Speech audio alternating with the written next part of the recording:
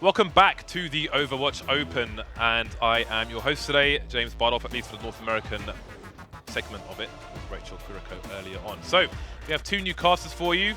One that I'm obviously familiar with, Daniel Kapadia, and the other one is ZP, purely because I can't say Z unless it's Jay-Z, so apologies, but we are in England after all, I have to say Z.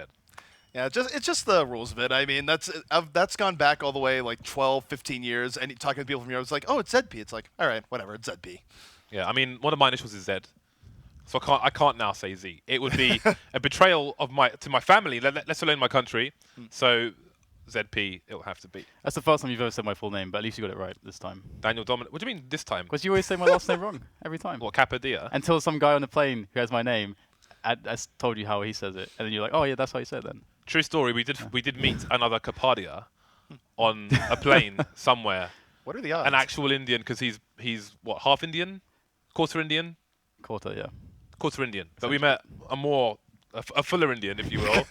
He had the complexion to go with it, because Dan's like, oh yeah, I've got this Indian skin, you know, I'm going to tan great, but when we go Bahamas, got wrecked, of course. Not as bad as I did, in fairness. Yeah, you were like, my skin is impervious to the sun, I don't need lotion, and you got the worst burns of your life.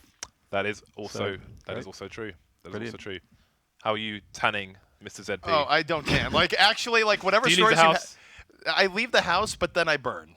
No, I'm not even kidding. I'm not a vampire. However, throughout my entire life, I have never had a tan. It's like two colors, white and red. There's nothing else.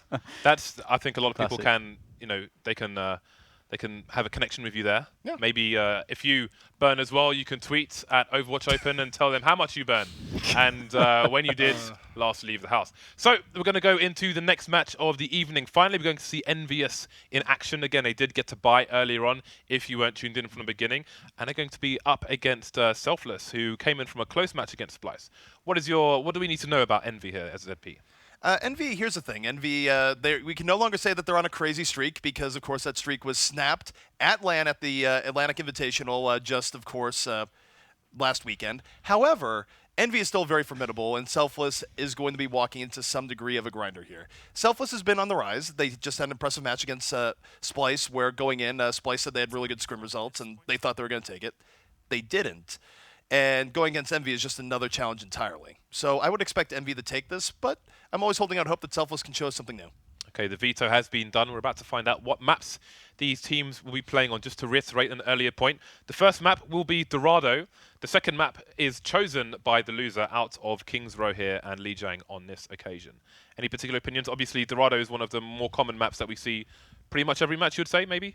Yeah, for this, this is pretty much as standard gets. Dorado and Kings Row, they're two of the holy trinity of maps that teams really enjoy playing, more so than anything else. And Lijiang, probably there was one point where it was the most popular King of the Hill map.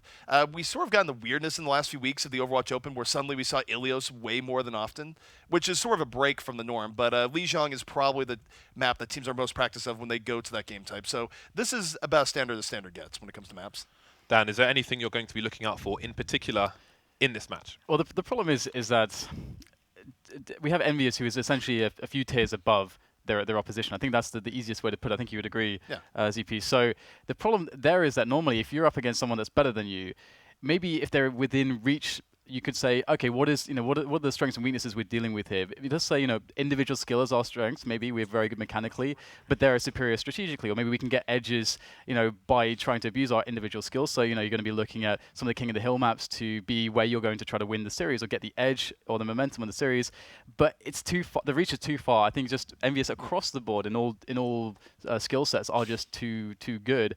And they're also very, very, very, very well proven online. Their consistency is ridiculous. They didn't lose if I'm not mistaken, in July at all. They didn't lose any matches online at all. I mean, obviously they had a crazy record. They only really showed weakness on LAN, but that was just one LAN, and they lost to Rogue, who are very, very strong at the moment. Okay, last question before break. ZP, what do the underdogs here need to do to beat Envy, if anything?